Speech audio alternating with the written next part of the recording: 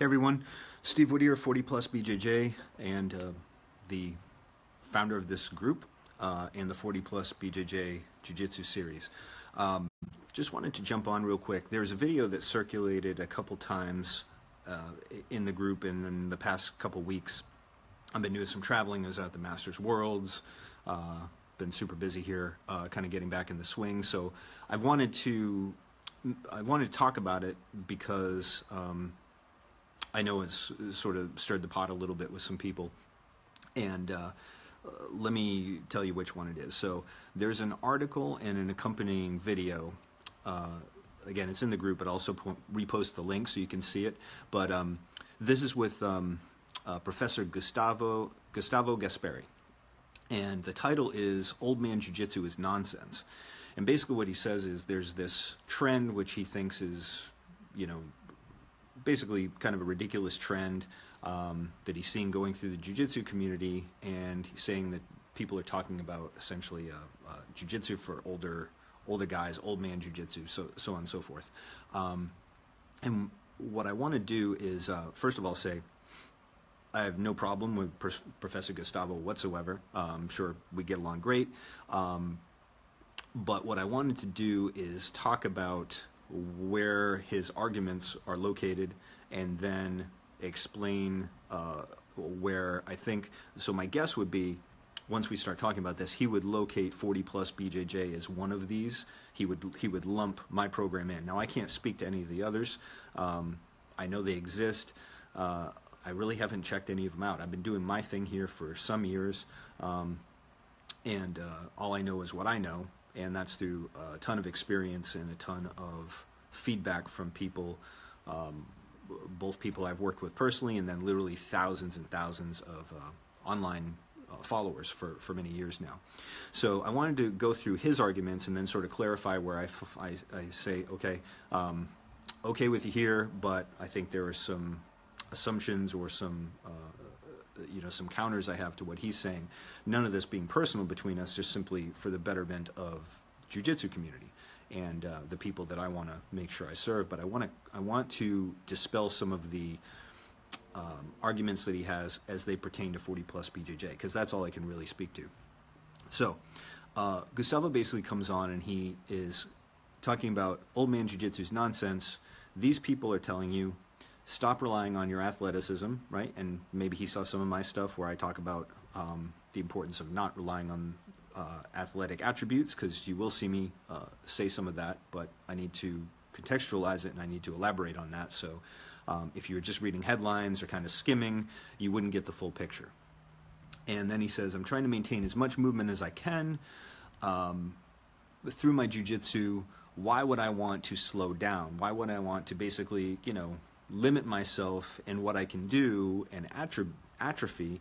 I want to continue to move as much as I can through all these movement planes, be as limber, as mobile, as flexible, as strong as I can, doing what I can for as long as I can. So he admits that, age does catch up and there's some things you can't do in your 40s, 50s, 60s that you could do in your 20s, but he wants to do as much as he can. So he's basically saying, if these old man jiu-jitsu people are telling you, just do this slow, steady pressure, like not really using your body too much, then why would you want to do that? You're basically just talking yourself into being old, and you're not using your body to its maximum potential for as long as you possibly can. And he also says jiu-jitsu is an exercise, so we should be trying to maintain our strength, our coordination, flexibility, mobility, so on and so forth. Again, I can't speak to other programs, I can only speak to mine. So basically, if you pay close attention to what I've been saying for years, I'm somewhere in the middle of where Gustavo's coming down in the argument. So let's first talk about this. I'm glancing back and forth because I didn't jot down some quick notes. So let's talk about use of physical attributes, okay? My position has always been, regardless of your age, to take those out of the equation as much as possible during your training, okay? So what do I mean by that? This has nothing to do with what you can do. It has to do with your technical development, okay? So what I've always talked about when I talk about not relying on athleticism. Okay, never said don't ever use it. I said don't rely on it, because whenever you are trying to prioritize non-physical attribute-based training, you are essentially making deposits into the technical bank account of your jiu-jitsu development. Let me kind of come over, like he had some supporting points, and I do feel these are a bit of false analogies. So, for instance, on this same argument, he says, why get an expensive sports car? Why get the Ferrari or the Lamborghini or something like that? Because later on, you won't have the reflexes to be able to drive them fast. And so why even bother ever having those things? Or, why throw crazy parties, have a blast when you're younger, have, amazing sex with your girlfriend, significant other, what have you, because you won't be able to keep up that pace when you're 80. Well, okay. First of all, there's nothing to preclude your enjoyment of those different things in life at those times, just like there's nothing to preclude your enjoyment of jiu-jitsu relative to where you're at all your different ages. So that's not really that analogy doesn't particularly fit, but also we're talking about something that is, when we're talking about Brazilian Jiu-Jitsu, we're talking about grappling, which means things that you're literally doing with your body under load, right? Load of somebody else's physical body mass, using those attributes, things like that. So it doesn't entirely match up on the physical side either, okay? So let me make the point about non-attribute-based training, okay? And again, this goes for people that are in their 20s or their late teens or what have you, but it becomes more indispensable the older you get, especially if you're coming to the table as a newer student in jiu-jitsu. You have not been training for years and years before you begin, and you're already close to 40 or in your 40s, 50s, 60s, so on and so forth. And then it becomes more important because a lot of times you're coming to the table already with maybe from past injuries, wear and tear from past athletic events, things like that. You're going to come to the table already maybe a little jacked up in some areas before you even begin. So how much strength, speed, explosiveness should you be using in your training? Okay? For me, the answer for anybody of any age is always just enough. Just enough to get the job done with maximum efficiency and effectiveness, okay? But effectiveness never without efficiency, because efficiency means jiu-jitsu is really, they call it gentle art, but really we're talking about mechanical efficiency. We're talking about trying to find the best, most economical way to do something, because that is, after all, even though we have the sporting aspect now where we have athletes competing against other athletes, jiu-jitsu in its purest form was about trying to find a way to solve a problem, often a self-defense problem, against somebody who's physically superior. So if we can't match them on physicality, how could we find the best technical response? Because then we have to rely the least amount on physical attributes, okay? So how much of those things, how much of your physical attributes should you rely on for your jiu-jitsu? Okay, technically speaking, just enough.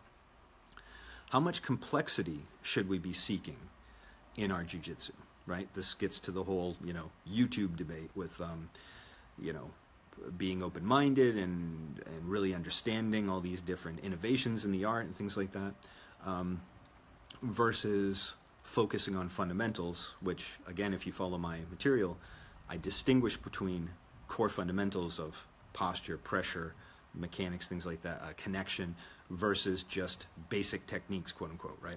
A lot of people use this interchangeably. I make a distinction. There's overlap, but they are not the same thing for me and for 40 plus. So I always focus on fundamentals because they're universal and they provide the individual with the greatest amount of freedom to develop their own personal game. Oh, sorry, my light went off. To develop their own personal game around those fundamentals, because everybody thinks and moves a bit differently, okay? So how much complexity should we seek? Again, my answer is always this, just enough. So my friend, Coach Matt Thornton, talks about as simple as possible, but no simpler, right? So complexity is often about accumulation and about knowing as much stuff as you can, and about knowing every different type of game and things like that. And a lot of times that's confused with sophistication. So sophistication is more about depth. It's about really refining your technique, finding what works for you, rooted in core, solid fundamentals, and then making that work for you. And again, my standard there, the apex example of this is, in my opinion, the real greatest of all time, which is Rickson Gracie. Rickson had all the physical attributes you could hope for, especially at the time. I mean, he was like a kind of a prototype of the modern athlete that we see now in MMA and professional grappling. But, you know, when it came to his jiu-jitsu, he would not have any experience with some of the modern games that had been innovated from some of the top people at the time, who were winning multiple world championships at IBJJF level and like beating all the other black belts, top black belts in the world. And then, as you know, we know the stories go, but they're not legends, they're actually true. These guys would go seek out Rickson to see what the big deal was, and he would move pretty slowly and without a lot of you know, acrobatics going on or whatsoever, and very quickly he would assess from the root, from the core fundamental root of what they were doing from the standpoint of physics, right, from mechanics, and he would use his superior understanding of leverage and connection and things like that to take all those possibilities away from him, the things they were beating everybody else on, right? Somebody had this game and they would enter the fray like having perfected a game to beat that game, so on and so forth. And Rickson didn't care about any of that. He's just like, okay, human movement I understand. I'm going to figure out your roots. I'm going to take them away from you, shut you down, and then, you know, this would happen over and over again with all these different athletes. So to me, that is a great prototype for us to be following if we are concerned with optimal jiu-jitsu development, and that's where we can get the maximum bang for our buck as we age, although I think that's a great approach even if you're, you know, 18 years old and starting to enter your athletic prime. So another thing, I for sure never said that you shouldn't remain strong or mobile or you know, flexible or in great cardio or any of that. Listen, there are a few things I can't do now because of some injuries I've had to my neck and my back, and really set me back in my training for some years. But honestly, in a lot of ways, I can do things now physically still in my 40s that I could not do in my 20s even. So I'm always trying to up my game. I don't believe in the limitations of age until they happen, despite my best efforts. So yes, maintain your strength, maintain your flexibility, your mobility, but if you're really interested in the best jiu-jitsu, you also have to understand this. To whatever extent you are relying on your physical attributes, you know, the old man strength I always talk about, like these guys can't beat my old man strength, right? My grips, right? I can use my grips and hold on to their gi, and I can slow these guys down and stuff. It's like, okay, you know, grips are important, especially when it comes to high-level competition, things like that, there's no doubt. But, you know, if you're walking around with all these arthritic, taped-up fingers and stuff, you know, you need to learn how to let go more, not how to become more gnarly with your grip strength to some extent when it comes to just your jiu-jitsu development. When it comes to relying on being super explosive, super fast, being able to fold yourself in half like Gumby and bring your legs up behind your ears to pummel them in when somebody's trying to get on top of you, okay?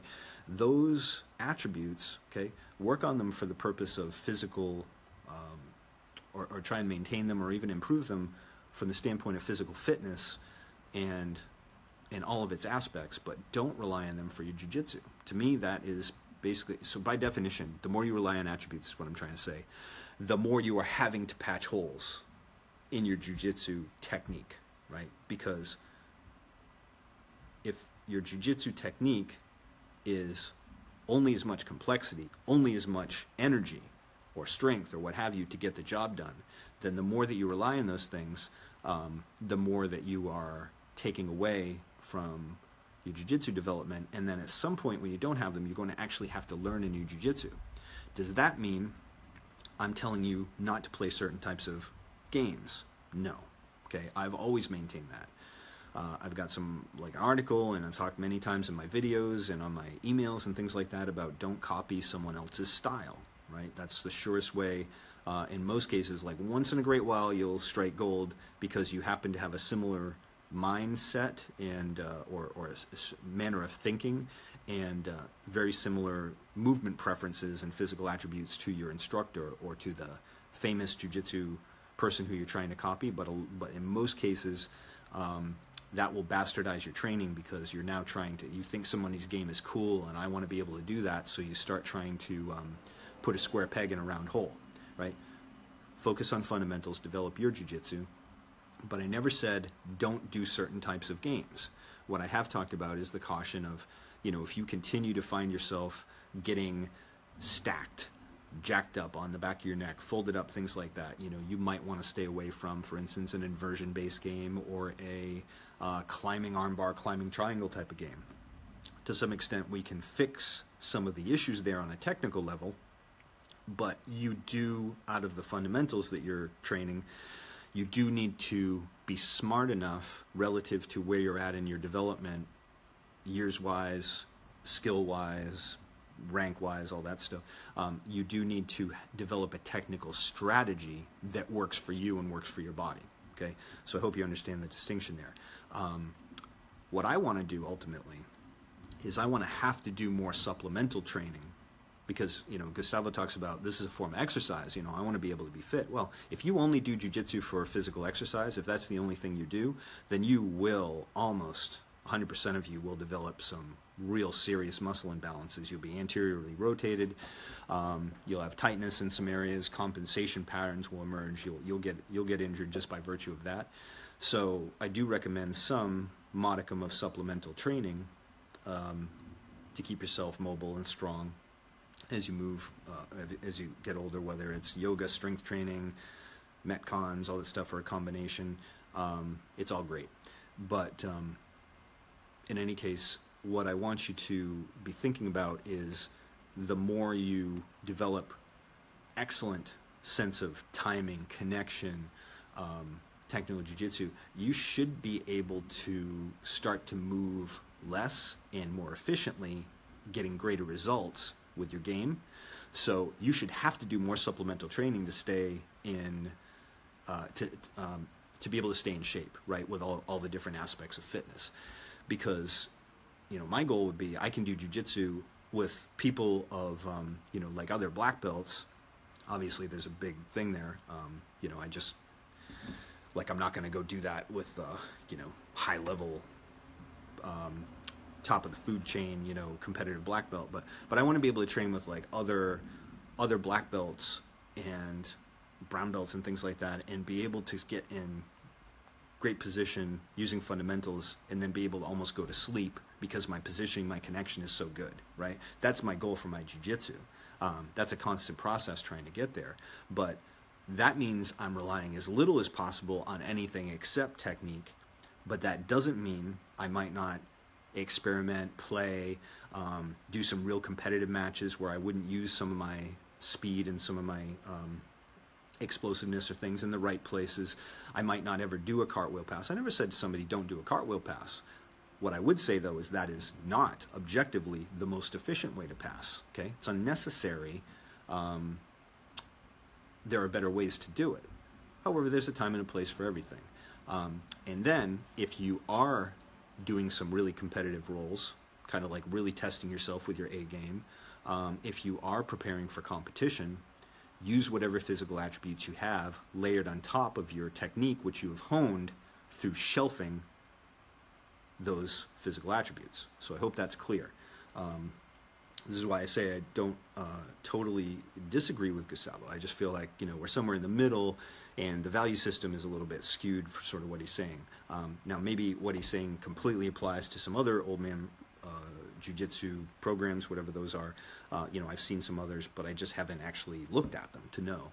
But what I'm telling you is what I believe and have plenty of evidence for.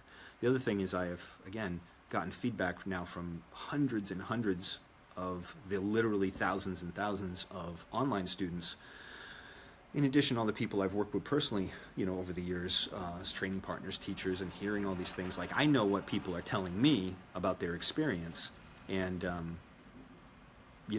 where the injuries and things like that are coming in. The other thing he says is training and injuries. He's like, I know now. This is Gustavo talking. I know how to do all my tricks and not get injured, and this comes with experience and decades on the mat, so I now understand how to avoid the dangerous positions that I would previously put myself in and cause myself to get injured. And he's like, I've never had a serious injury after purple belt. And well, here is another point, sort of making my point. A lot of our 40-plus crowd is coming in, and they aren't a purple belt yet, and they're starting to develop habits, well-meaning, but they've just learning what they're doing in class, or they're trying to mimic, their senior students or instructors or something like that. They're trying to do these games and do these things that aren't a fit for their body. And so when those things don't seem to be working because they're losing and rolling, or they're getting hammered and rolling, then their immediate thing is, they start talking about using old man strength and using physical attributes, and then they just take all the wear and tear that they're racking up as sort of like a badge of honor, like cauliflower ear in wrestlers. And my thing is like, man, you're going down the wrong path. There's a better way here than saying just keep doing it, ignore it, take Advil every day and stuff. There's a better way to approach this.